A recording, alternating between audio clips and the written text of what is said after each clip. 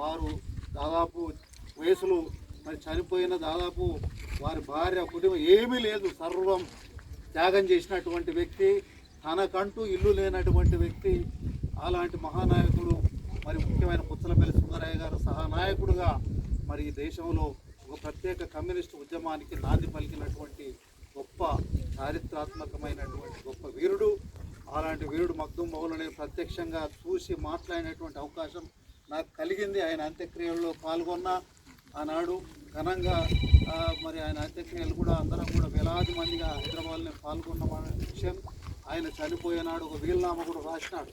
నా దగ్గర ఏమీ లేదు, నేను సంపూర్ణమైన జీవితం గడిచిపోయింది, నా దుస్తులు మరి నా ఆత్మీయులకు అంటే కోరినటువంటి వాళ్ళకు నా దుస్తులు దానం, నా బెత్తం కంటే ఎవరైనా అడిగిన వాళ్ళకు దానం, తర్వాత నా పుస్తకాలు నేను చదివిన పుస్తకాలు ఈ పార్టీ గ్రంథాలయానికి గొప్ప చెప్తున్నా, చదువుకోవడానికి అంత మించి నా దగ్గర ఏం లేదని చెప్పేసి వీలునామా రాసి తన తొలి శ్వాస విడిచినటువంటి గొప్ప వీరుడు చంద్రబాబు గారు ఎంత చెప్పిన తప్పనే. కాబట్టి అలాంటి నాయకుని మనం అనుసరించాలి. వారి సిద్ధాంతాన్ని ఏ పేదల కోసం అయితే ఏ భూ పోరాటం చేసిన వాళ్ళ భూ పోరాటం చేసినాం మనం ఇక్కడ అంటే ఆయన స్ఫూర్తి మనకున్నది, ఆ పట్టుదల మనకున్నది. కమ్యూనిస్ట్ పార్టీలు ఏ రాజకీయ పార్టీ భూ పోరాటాలు ఈ దేశంలో చేయలే. లక్షల ఎకరాలు పంచినటువంటి ఘన చరిత్ర ఈ సిపిఐ ఎర్ర జెండాకే ఉన్నది.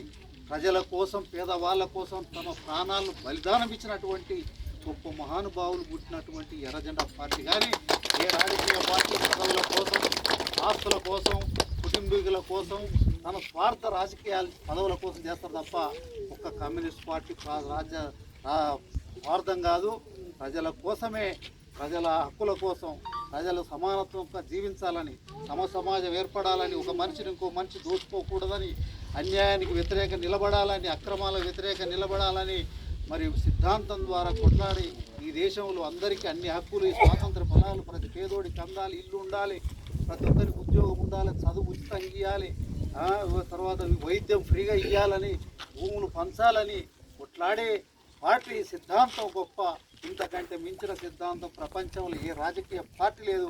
అంత గొప్ప సిద్ధాంతమైన పార్టీ ఈ భారత కమ్యూనిస్ట్ పార్టీ ఎర్ర జెండా పార్టీలో నేను మనం అందరం పనిచేస్తున్నందుకు గర్వపడాలి, మనం అందరం ఆ జెండా మోస్తున్నందుకు గర్వపడాలి. మనకు వాళ్ళు ఇచ్చినటువంటి స్ఫూర్తి, అలాంటి మహానుభావులు ఇచ్చిన స్ఫూర్తితోటి మనం ముందుకు పోతున్నాం. ఈ రావినారెడ్డి కాలనీ కూడా 100% సక్సెస్ చేసుకుంటాం, అందరికి పట్టాలు ఇప్పిస్తాం, మంచినీళ్ళు ఇస్తాం, ఇన్ని రకాలు. ఇవాళ మన పార్టీ పెద్దలు ఇవాళ సుబ్బారావు గారు మన పక్కనే అనుకోకుండా ఈ కార్యక్రమంలో వారు పాల్గొంటూ ఉన్నారు. వారు మన పార్టీకి సంబంధించినటువంటి పెద్దలు, మరి ఆ భావజాలం కలిగినటువంటి ఆ రంగా గారు అయితేనేమి, సురేష్ బాబు ఇతర అజయ్ కానీ ఇతర మిత్రులు చాలామంది మన ఎర్ర జెండా ఇన్ని ఫీట్ల జెండా పెట్టుకొని వీళ్ళంతా జెండా కింద ఈ భావజాలంలో పనిచేసి వాళ్ళకి ఏదైనా సహాయం చేయాలని గవర్నమెంట్ మీకు చెప్పిన గతంలో ₹1 కూడా ఈ ప్రభుత్వం మనకు ఈ కాలనీకి ఖర్చు పెట్టలే, రూపాయి ఇవ్వలే. కానీ ఇవాళ మన పార్టీ నాయకుల పిల్లల ద్వారా వాళ్ళకు సంబంధించినటువంటి వాళ్ళకు ఆ గౌరవంతో మనకు 200 LED లైట్లు, LED అంటున్నా ఈ సోలార్ లైట్స్ మనం బిగించడం చాలా అదృష్టవంతులం.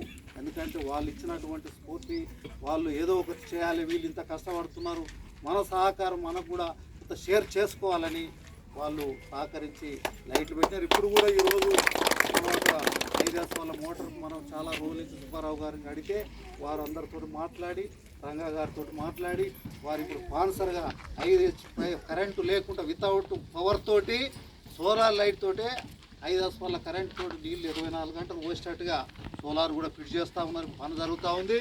కాబట్టి ఆ చనువు, ఆ సహకారం, ఆ త్యాగం ఒక కమ్యూనిస్టులకే, కమ్యూనిస్టు బిడ్డలకే, కమ్యూనిస్టు వారసులకే ఉంటుంది తప్ప మరి ఇతరులకు ఉండదు అనేది